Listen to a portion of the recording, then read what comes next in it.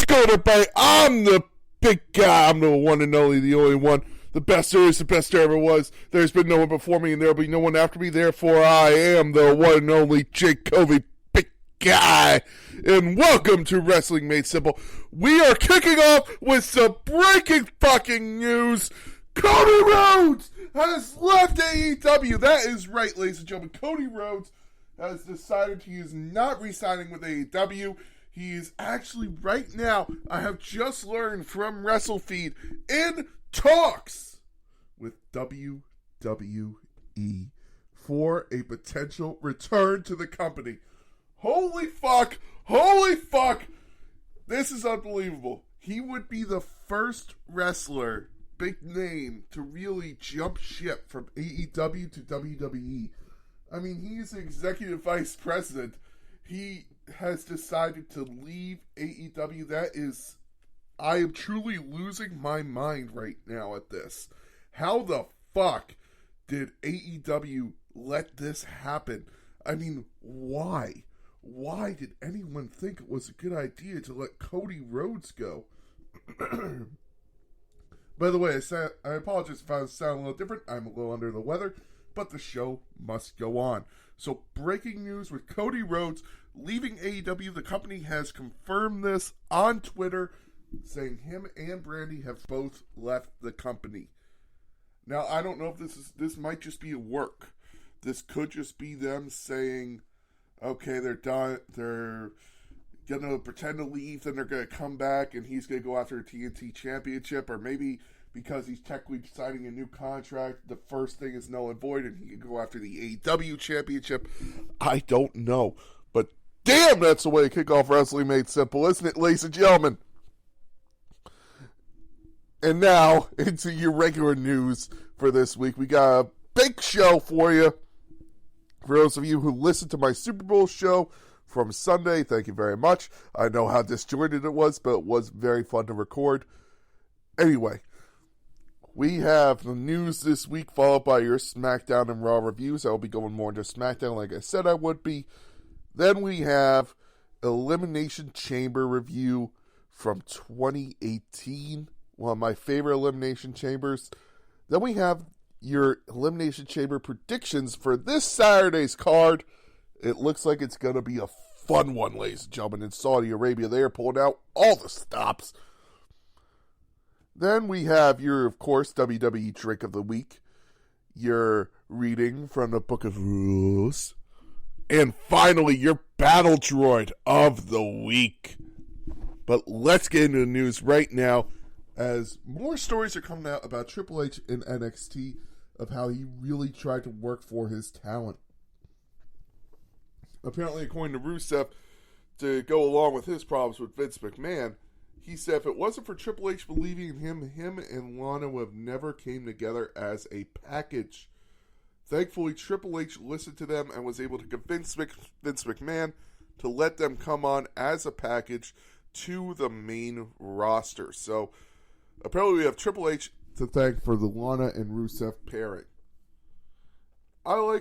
This just goes to show Triple H was willing to listen to and work with the talent more than a lot of the current people in the company.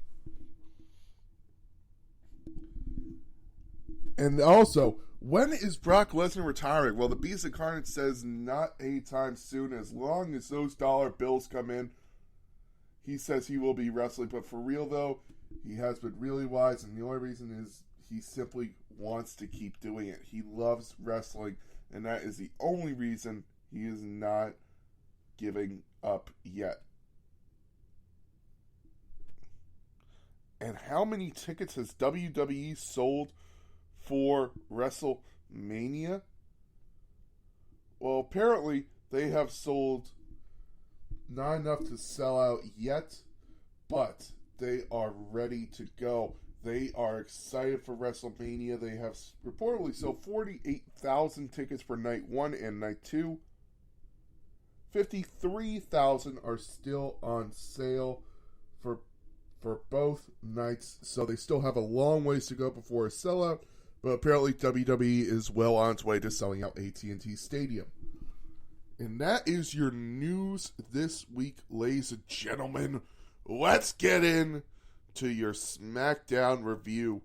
SmackDown kicked off with Sonya Deville addressing Ronda Rousey's actions from last week. For those of you who don't know, after Charlotte Flair and Ronda Rousey had their stare down and announced their match for WrestleMania, Ronda Rousey put Sonya Deville in an armbar, basically breaking her arm. Or so she's selling that injury. She said she will be fining Ronda Rousey $100,000 and will suspend Rousey for an indefinite amount of time. Adam Pearce then came out and announced that the suspension will not be happening, the fine will not be happening. Vince McMahon sent a message to Adam Pearce saying, "You have overstepped your boundaries, Sonya, and if you interfere at all in this match tonight with Charlotte Flair and Naomi, you will be fired." So it looks like Sonya Deville's job is in serious jeopardy for tonight at least. After this, Los Lotharios had a nice little tag team match with the New Day. I like the chemistry these two are having. It sucks to see Big E not getting put over the way he should as a former WWE champion, but that's the way the cookie crumbles. It hurts me, but at the same time, I understand that not everyone can be pushed in the main event. Maybe he should get maybe they're saving him for a run down the road at the Universal Championship. We then got the SmackDown Tag Team Champions, the Usos, attacking the Viking Raiders and stealing the Viking Raiders helmets. Oh my God, that's an insult to the Viking Raiders.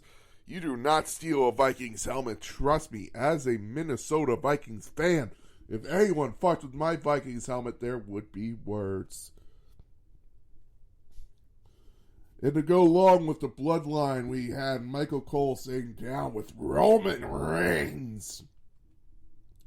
Said that 2 years ago, Goldberg would have given him a shot at the Universal Championship.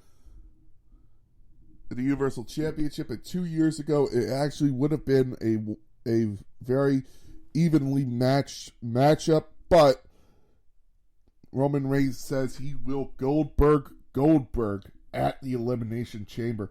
I guess Roman Reigns wants the smoke. He is up for it, and he is ready for a match with Goldberg. After this, we got Natalya versus Elia continuing their feud in a dungeon-style matchup. There would be no countouts, no disqualifications, pinfall or submission only. Natalya was able to defeat Tamina and would not let her sharpshooter go. But then we have Xia Li coming in for a save. I honestly forgot she was on SmackDown. That just goes to show how badly they've pushed Xia Li in these last few weeks, folks. Xia Li is an amazing competitor. I loved her in NXT. But this protector gimmick is not working. I hope that she gets more time on TV. But for right now, it is going very badly for Xia Li. After this, we had Sami Zayn in an insane segment with Rick Boogs and Shinsuke Nakamura. But during the segment, Sami Zayn rigged the microphone for Rick Boogs to electrocute him, and he then attacked Shinsuke Nakamura. We are getting set for their Intercontinental Championship match this Friday on SmackDown. After this, we got a match between Happy Corbin and Cesaro. It was an okay match. Happy Corbin was able to pick up the win. Still, no one has ever kicked out of the End of Days. Very cool little thing there. When asked if he would rather win the WWE Championship or have a 12-year career where no one kicks out of the End of Days, we had Happy Corbin say he'd rather have no one ever kick out of the End of Days. So that's a cool little segment. After this, Drew McIntyre announced that the match between him and Madcap Moss in Saudi Arabia would be Falls Count Anywhere. That actually makes me excited for that match because I wasn't looking forward to it, but it could have a lot of repercussions. Maybe now Happy Corbin gets involved, costs McIntyre the match, and that leads into their supposed feud for WrestleMania. After this, we got the final backstage segment of the night with Michael Cole interviewing Goldberg. He says this match has been a long time coming and Roman Reigns is his next victim. And Roman Reigns will be forced to acknowledge him as he walks into WrestleMania 38 and defends his Universal Championship against his old rival Brock Lesnar once again. Tell me in the comments if you would be excited for one more Brock Lesnar Goldberg match. I know I would be. I believe Goldberg is ahead by 1, so it would be a way for them to even up the series. After this, we got Charlotte Flair versus Naomi in the Smackdown Women's Championship match. A very, very good match. They gave him time. They gave him like 30 minutes in this match. I was so excited watching this match. I enjoyed it. It was fun. Great match. Great way to end SmackDown this week. After the match, when Naomi would lose to Charlotte Flair after she hit the natural selection, you would have Sonya Deville come in and say, okay, your match is over. I can beat the shit out of you now. And as they would both go in to attack Naomi, Rowdy Ronda Rousey would come out to make the save, and the show would go with Naomi and Ronda Rousey standing tall in the ring. Great SmackDown. I enjoyed it. If I had to give it a grade, B+, A-. Bravo to SmackDown this week. I enjoyed that show. Oh, great show this week. Now let's go off to your Raw review for this week. Raw kicked off with basically everybody in the Elimination Chamber coming out, cutting a promo in the ring. Brock Lesnar standing tall at the end after he F5s Austin Theory. Takes a selfie with Austin Theory again. I love Brock, man. This run he's on as a babyface. To me, it's one of the best runs of Brock's career. He is just enjoying this time. This time, he's enjoying it. He is not afraid to be smiling in the ring. He's just enjoying this. After this, we got the Street Profits versus Dolph Ziggler and Robert Roode with NXT Tommaso Ciampa on commentary, man. Tommaso Ciampa making maybe a main roster debut. He's dyed his beard back brown. He's looking younger than ever. He's looking ready to go. So maybe we'll finally get a Tommaso Ciampa main roster run. I'd love to see that. I really would. The Street Profits would win after Tommaso Ciampa threw a drink at Dolph's face, distracting him. Street Profits pick up the win and go on to celebrate in the Arcade Broga Party, which was hilarious little segment going on throughout the night.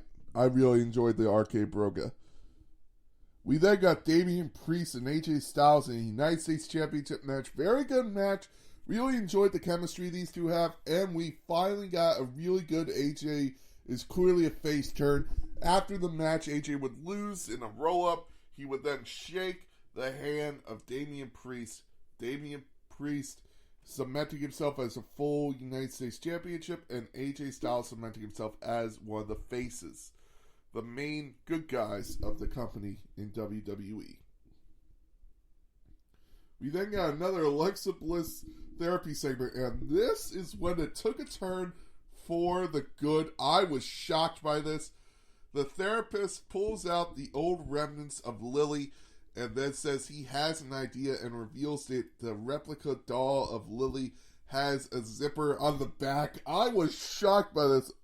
I was literally like, oh my god, this guy's actually really been trying to get Alexa to just remember Lily this whole time. He hasn't been trying to cure her.